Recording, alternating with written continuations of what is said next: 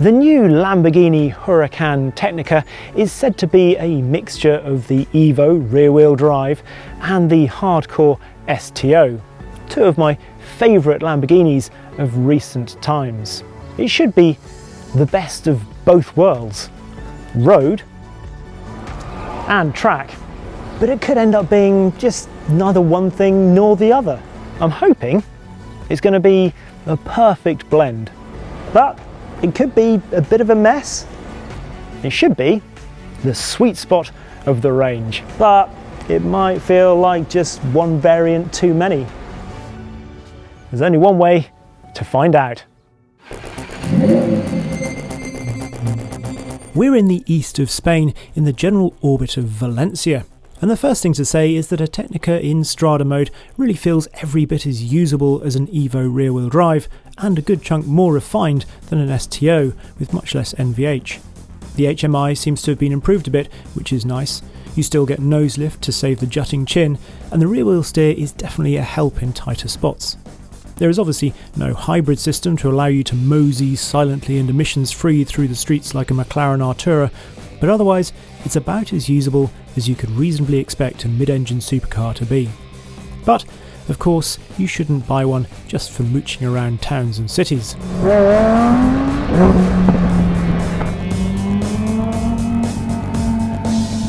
Once you get out onto a road like this, Strada is good, it feels nice and secure. The ride perhaps just a little firmer than in the Evo rear-wheel drive, but fundamentally it still feels nice and secure. It hasn't become sort of too STO, I suppose.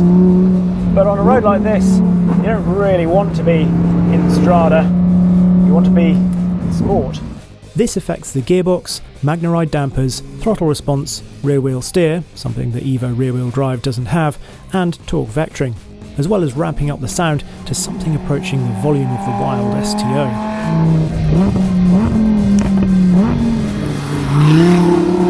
And this is obviously an engine you're never going to complain about it being too loud. Outputs for the V10, by the way, are an STO matching 631 brake horsepower at 8,000 RPM and 417 pounds-foot of torque at 6,500 RPM. Enough for 0 to 62 in 3.2 seconds and 202 miles an hour flat out.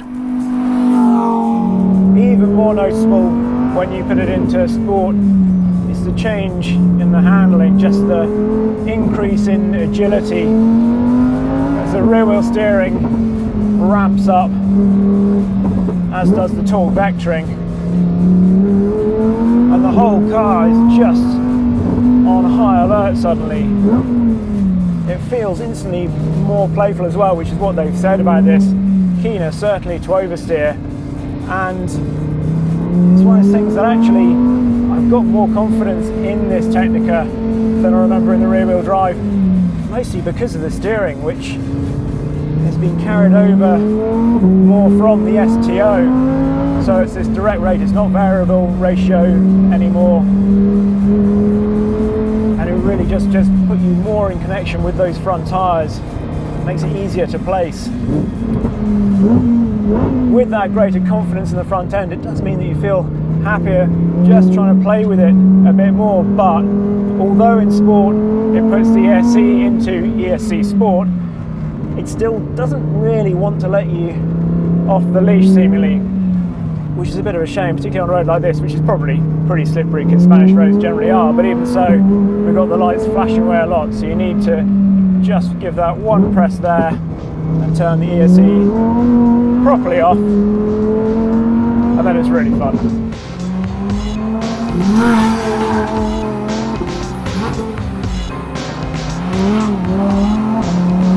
One thing I would like is still an ego mode, which is Lamborghini speak for sort of individual, I suppose, just to let you pick and choose some of the options, particularly in terms of the dampers, because this is obviously a fairly smooth road, but nonetheless it does just feel a little too sort of resolute in its damping at times, and it'd be nice to perhaps back it off, particularly I can imagine in the UK. It copes, but whereas in the STO it felt all of a piece, here it just feels not quite there. It can perhaps just be calmed a little. It's not a deal breaker, but I was a big fan of the ride on the Evo rear-wheel drive, and I'm not sure this has quite that car's composure when in sport mode, so it would be nice to have some sort of standalone bumpy road setting. This really is a cracking piece of road. Tight and technical.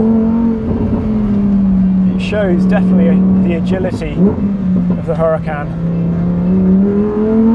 You'd think it might be more of a hot hatch sort of bit of tarmac, but this is ace. A lot of this is obviously, well, it's business as usual really, so as I said, the 5.2 litre naturally aspirated V10 is as glorious as ever. Better than ever?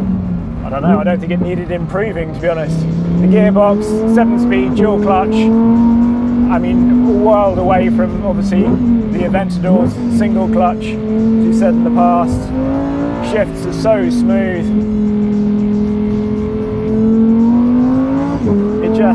It doesn't get in the way at all, yet you still have just enough sort of theatricality from the mapping, but also these lovely big paddles.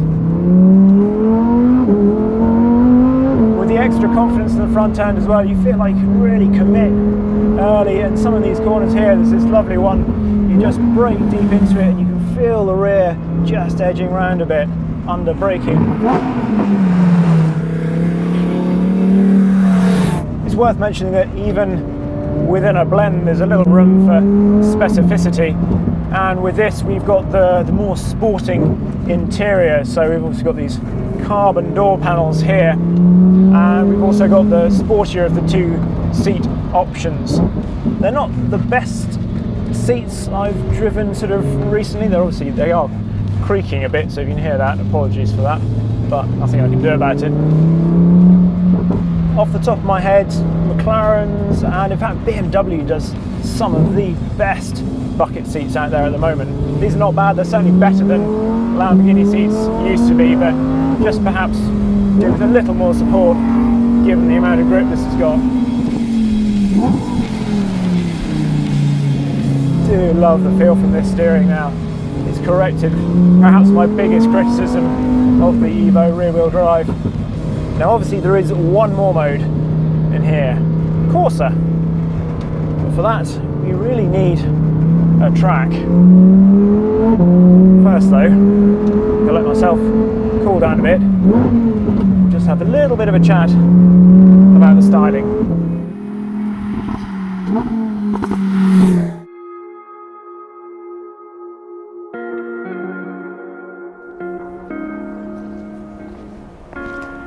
I think it's worth talking about the styling of this Huracan Tecnica because it's actually changed a little bit more than perhaps you might think at first glance. Obviously overall it is still the same sort of pugnacious angular Huracan that we all know and love, but down the front, well, we've got these pronounced Y shapes here that are sort of reminiscent of the Cyan.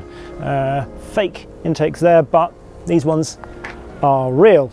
Obviously there's the more aggressive splitter down at the front jutting out, and then this, which makes more of a difference than you might at first think. It's sort of a trompe-l'oeil, a trick of the eye, this black band at the top of the bonnet, which is now carbon fibre.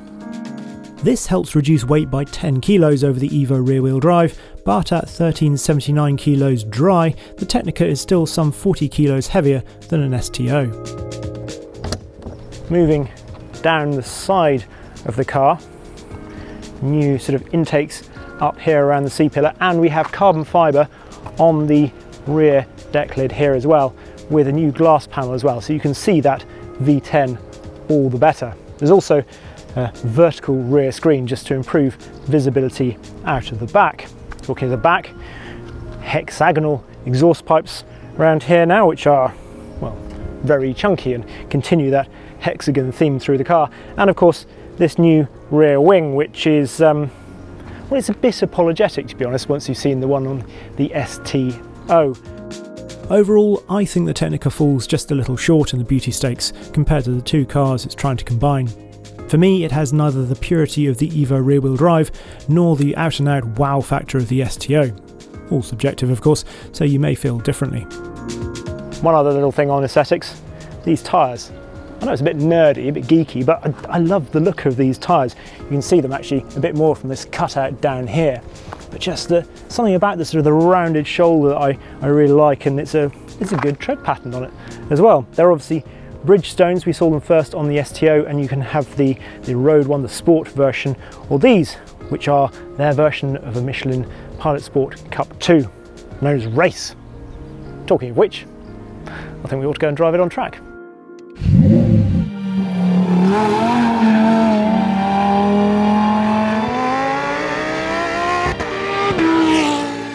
And that track is the 2.5 mile Circuit Riccardo Tormo.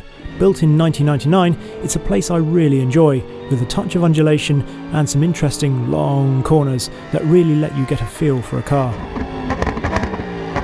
First thing you notice when you come out on track is that agility, to the point where it almost takes a little while just to kind of dial into it. Oh, it sounds good, doesn't it? All those pops and crackles. So the idea is that sport gives you a bit more oversteer, just makes it a bit more playful. And then Corsa should give you sort of ultimate track stability and lap time.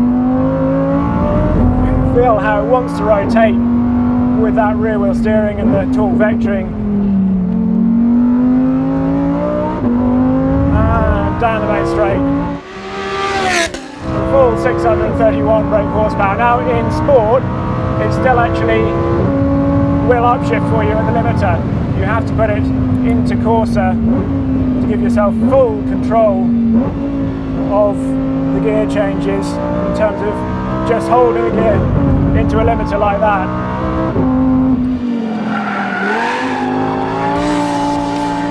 Whoa!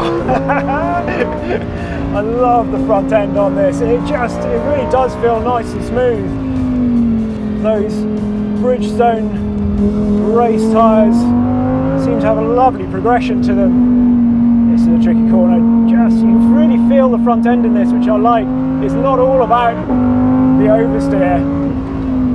It's obviously not as aggressive as the STO, and we haven't got the CCMR brakes in this either, so we haven't got the ultimate braking ability, which means one of the things they've really worked hard on with this is actually brake cooling, which might not sound particularly sexy, but they've said actually they've seen pad wear go down by half, which is just sort of anecdotal from here, but seems to suggest they have got it right. It really is making a difference.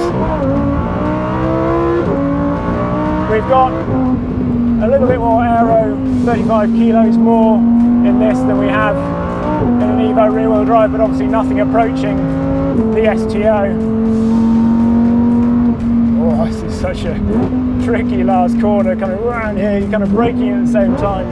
You really want good stability.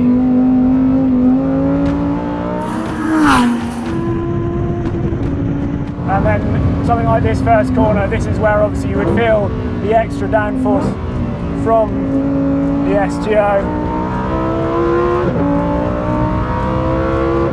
Gear shifts now absolutely ramps all the way up in Corsa.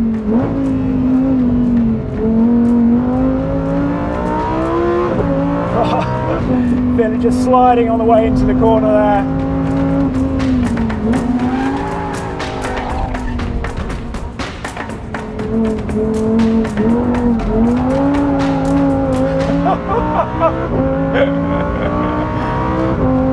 It's really well balanced, this.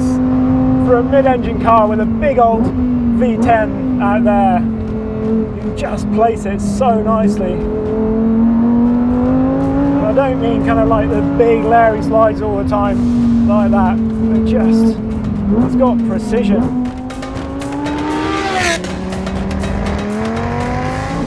Oh, it's fun. I can lap here all day.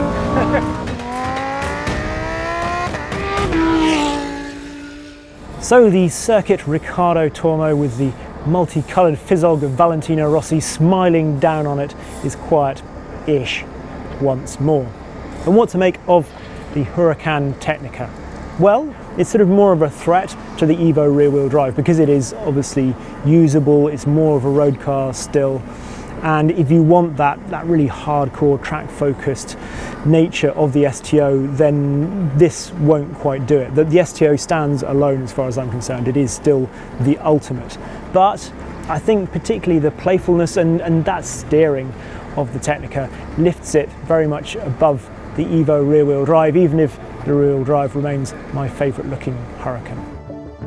And this is obviously assuming you can or want to stump up the extra money for a Technica, which at £212,000 sits roughly midway between the £170,000 Evo rear-wheel drive and the £266,000 STO. So, a perfect blend or a bit of a mess? Definitely more the former than the latter.